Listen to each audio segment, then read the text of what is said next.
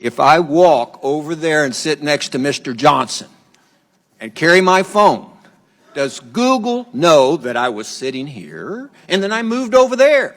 You're welcome anytime, Judge. Yes or no?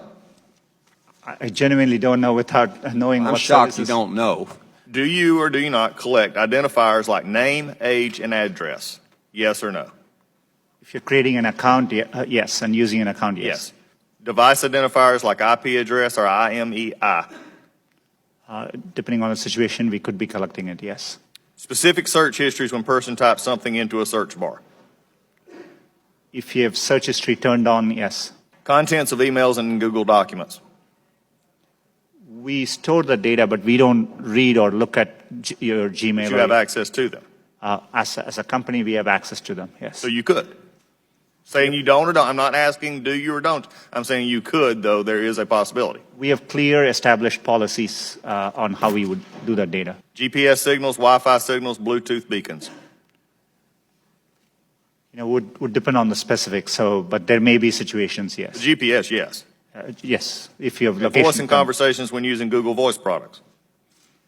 We give an option to turn on or off. And But if a person didn't know it, voice and conversations when using Google Voice products? Yes. We only record when they initiated with OK Google and then say the terms after. Do you believe that Google has been brought out here in some question is biased? Congressman, it's really important to me that we approach our work in an unbiased. Do you believe that Google is biased? It's either yes or no. No, not in our approach.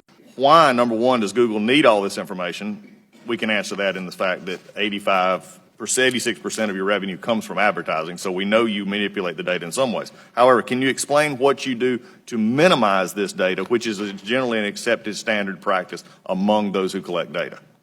Our goal is, but we are providing, for example, if we are providing you a service like Gmail, which we have done for 15 years, that data, we need to store it for our users, so they expect us to.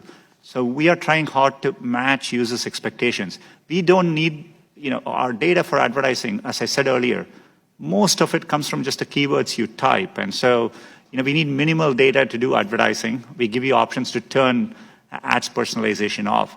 We store most of the data we do today to help give users the experience they want, and that's what we're trying to do. How do you explain this apparent bias on Google's part against conservative points of view, against conservative policies? Is it just the algorithm, or is there more happening there?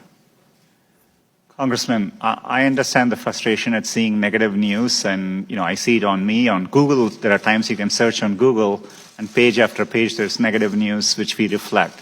But what is important here is we use a robust methodology to reflect what is being said about any given topic at any particular time. And we try to do it objectively using a set of rubrics. It is in our interest to make sure we reflect what's happening out there in the best objective manner possible.